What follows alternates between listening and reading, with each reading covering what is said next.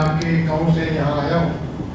اور 600 کلومیٹر کرنے کا مقصد صرف اور صرف آپ سے ملاقات اور آپ کے ذریعے آپ کے اساتذہ کرام سے ملاقات، اور اس ذریعے ایک بات یہ بھی ظاہر ہوتی ہے کہ جو آپ کی ایک سوچ والی بات تھی وہ حقیقت ہے، مگر یہ بھی ہے کہ آپ اور آپ کے اساتذہ سے آج کے عوام کے دلوں میں، پاکستانیوں کے دلوں میں محبت بھی موجود ہے۔ اور اسی کی ایک اور مثال بھی میں حاصل کرنا چاہتا ہوں کہ میں ایک گاؤں میں بیٹھا ہوں جہاں پہ سوشل میڈیا کا میرے گاؤں میں 10 لوگوں کے پاس ایک ہے جو تقریباً 200 گھروں پہ ہے، تو وہ لوگ ہم جہاں ڈسکشن میں بیٹھتے ہیں تو بعض اوقات میں نام لے کے بات کرتا ہوں، بعض اوقات بغیر نام لیے غامدی صاحب کا پیغام پہنچاتا ہوں تو وہ مشکور ہوتے ہیں کہ میں نے کہا اس طرح کی بات بھی علماء کرام کر رہے ہیں، جو بھی ہوتا ہے وہ دوست، وہ احباب، وہ مشکور بھی ہیں تو وہاں پہ تعلیم بھی پہنچ رہی ہے۔ سوال میں یہ عرض کرنا چاہتا ہوں کہ میں نے ایک دفعہ غامدی صاحب سے سنا تھا کہ جب میں حضرت اپنے استاد کے پاس وہ گئے اور انہوں نے ابتدا کرنی چاہی تو غامدی صاحب سے ان کے استاد نے فرمایا تھا کہ حق پہ کھڑے رہو چاہے تم اکیلے ہو۔ تو اس طرح کی میں نے بات سنی تھی، تو یہ مایوسی کی بات نہیں ہے، وہ اس وقت اکیلے تھے اور آج ان کا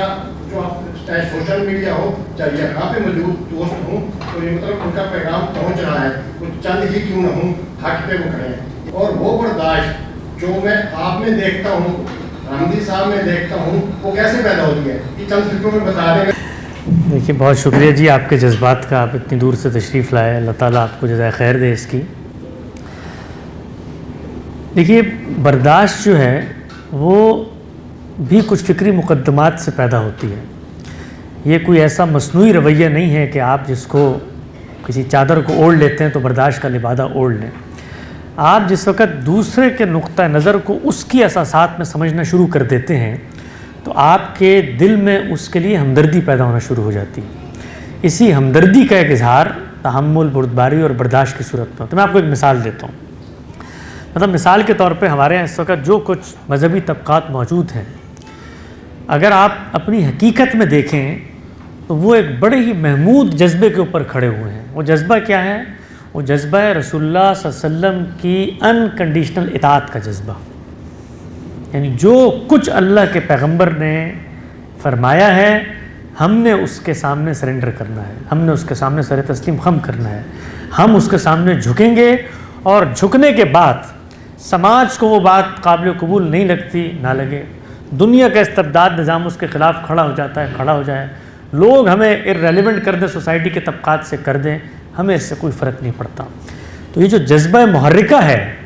یہ اپنی ذات میں اگر آپ دیکھیں تو بڑا محمود ہے، بڑا مبارک ہے، بڑا پرشکو ہے، اور ہم سب چاہیں گے کہ ہمیں جذبہ پیدا ہو، لیکن اس کا جو نتیجہ نکلتا ہے وہ یہ ہے کہ پیغمبر کی اطاعت کا دم بھرا تھا آپ نے، لیکن پیغمبر کے بعد اس کے دین کو پیش کرنے والے انسانوں کی فکر کے مقلد بن کے آپ رہ گئے۔ تو اب میں جب تقلید پہ تنقید کروں گا تو میرے دل میں یہ جذبہ ہوگا کہ یہ اس سفر میں یہاں تک اگر پہنچا ہے تو اس کے پیچھے اس کا مقصد محمود تھا، اس کی نیت سدید تھی،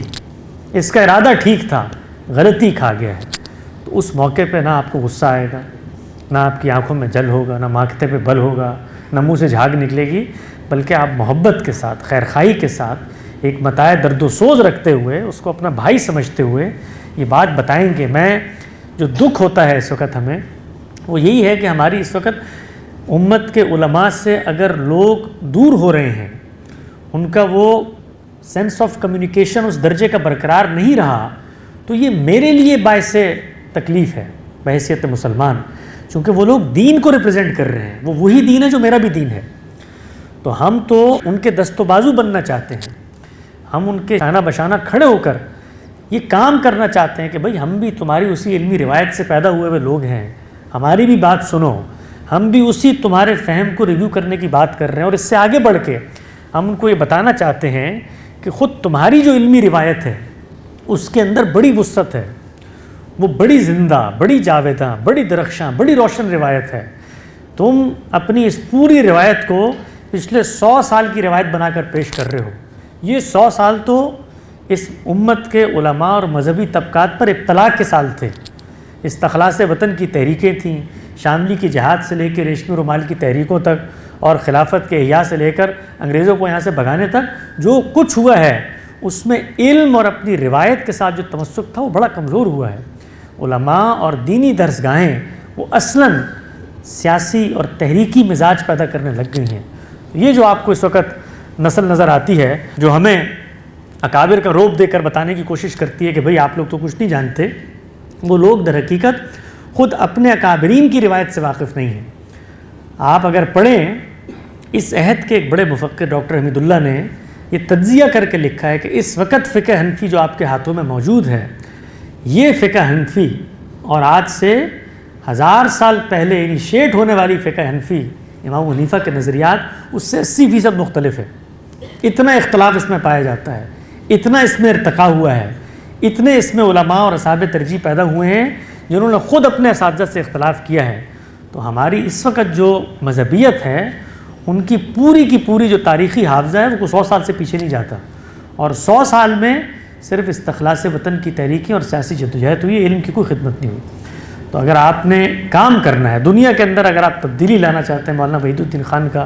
بڑا خوبصورت فکرہ تھا، وہ کبھی بھی منفی کام سے نہیں آ سکتی. ہمیں کچھ کام کرنا پڑا، امت کو ہیمر کرنے کے لیے بتانا پڑا کہ دیکھو یہ جو کچھ دین تمہارے سامنے پیش کیا جا رہا ہے اس کے اندر آمیزش ہے، فلسفے کی آمیزش ہے، تصوف کی آمیزش ہے، کلام کی آمیزش ہے، تاریخ کی آمیزش ہے. اس سے الگ کر کے ہم تمہیں دین دے رہے ہیں.